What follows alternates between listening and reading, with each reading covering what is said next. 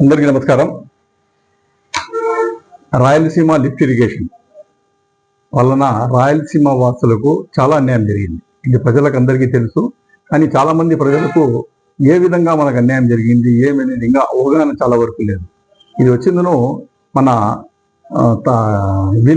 Telangana CM Revanth Reddy గారు, మళ్ళీ వచ్చిందను మన ముఖ్యమంత్రి చంద్రబాబు నాయుడు గారు, వీళ్ళిద్దరి మధ్యలో ఒక రహస్య ఒప్పందం జరిగి వీళ్ళు ఏం చేశారంటే రాయలసీమ లిఫ్ట్ ఇరిగేషన్ను మొత్తం తూట్లు పొడిచేసినారు. అది రాయలసీమ లిఫ్ట్ ఇరిగేషన్ అనేది మనకు వచ్చిన ఒక ఇన్సూరెన్స్ లాంటిది మన ఇక్కడ ఉండే రైతులకు.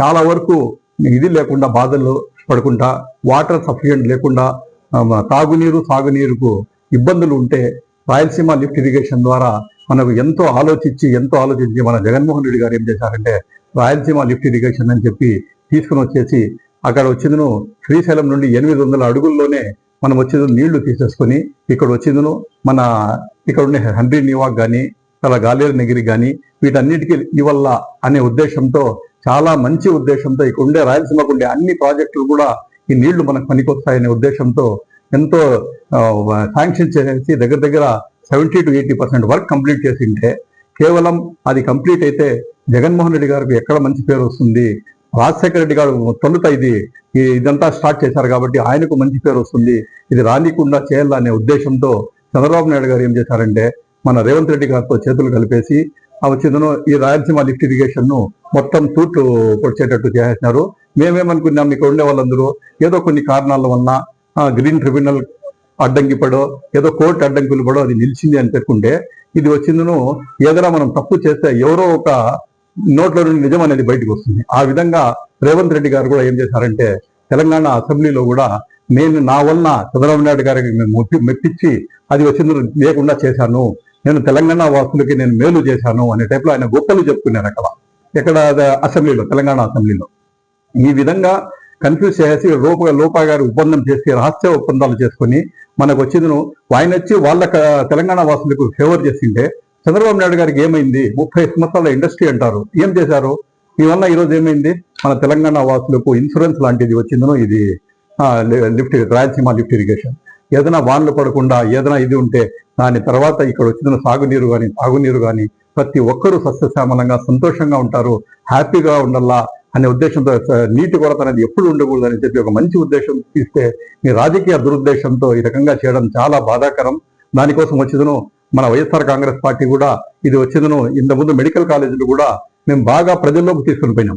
ఏ విధంగా మనకు ప్రజలకు చెడ్డ జరిగింది, ఏ రకంగా పేద విద్యార్థులకు బడుగు బలహీన వర్గాలకు డాక్టర్లు కాకుండా నాణ్యమైన వైద్యం అందకుండా ఏ రకంగా చంద్రబాబు నాయుడు తూట్లు కొడుతున్నారు, ఏ రకంగా గవర్నమెంట్ మెడికల్ కాలేజీని ప్రైవేటైజేషన్ చేస్తున్నారు అనే ఉద్దేశంతో ఏ రకంగా మేము తీసుకుని పోయినామో అదే విధంగా మన రాయలసీమ వాసులకు ఏ విధంగా నెల్లూరు ప్లస్ ప్రకాశం డిస్ట్రిక్ట్ రాయలసీమ గ్రేటర్ రాయలసీమ వాసులకు ఏ రకంగా సాగునీరు తాగునీరు అన్యాయం జరిగింది అనేది మేము గ్రాస్ రూట్ లెవెల్లో తీసుకుపోలే ఉద్దేశంతో మనము రాయలసీమ పరిధిలో చాలా వరకు కర్నూలులో కడపలో అంతా మీటింగ్స్ కంప్లీట్ చేశాము. ఇప్పుడు మా పార్టీ వాళ్ళు కూడా అధిష్టానం కూడా ఏం డిసైడ్ చేసిందంటే జిల్లాల వారీగా ఈ ఇష్యూస్ ను తీసుకుని పోవాలా, జిల్లాల వారీగా మీటింగ్ పెట్టాలా అనే ఉద్దేశంతో కూడా ఇది తీసుకుని పోవడం జరిగింది.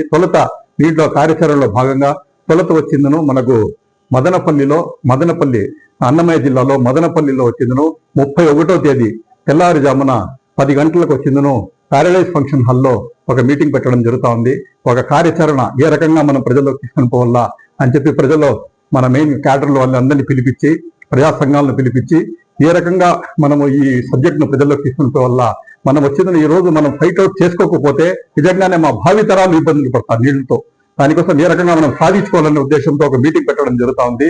దానికి వచ్చిందను మనకు మన పూజ్యులు పెద్దలు పెద్దిరెడ్డి రామచంద్రారెడ్డి గారు కూడా వస్తారు. అదేవిధంగా వచ్చిందను మన శైలజనాథ్ గారు, ఆయన స్టేట్ కోఆర్డినేటర్ ఈ దీనికోసం మన రాయలసీమ లిఫ్ట్ ఇరిగేషన్ కోసం ఆయన కూడా రాబోతున్నాడు. చాలా పెద్ద ఎత్తున మెయిన్ లీడర్స్ అందరూ మన అన్నమయ్య జిల్లా నుండి మెయిన్ లీడర్స్ ప్రతి ఒక్కరు కూడా దీనిలో పాల్గొనడం జరుగుతూ ఉంది. కాబట్టి ప్రతి ఒక్కరూ ఖచ్చితంగా దీనికి వచ్చేసి ఇక్కడ కూర్చొని పెద్దలు చెప్పింది విని ఏ రకంగా మనము మన కోసం మన ప్రజలకు మన భావితరాల కోసం మనం నీళ్ల ఇబ్బందులు లేకుండా ఏ రకంగా మనం ఫైట్ అవుట్ చేయాలని చెప్పేసి ఒక కార్యాచరణ ఏర్పాటు చేస్తున్నాం. కాబట్టి ప్రతి ఒక్కరు కూడా 31వ తేదీ తెల్లారి 10 గంటలకు ప్యారడైస్ ఫంక్షన్ హాల్ మదనపల్లిలో జరిగే మీటింగ్ అటెండ్ అయ్యి దీన్ని సక్సెస్ చేస్తారని చెప్పి అందరూ 100% పాల్గొనాల్సిందిగా కోరుతున్నాం.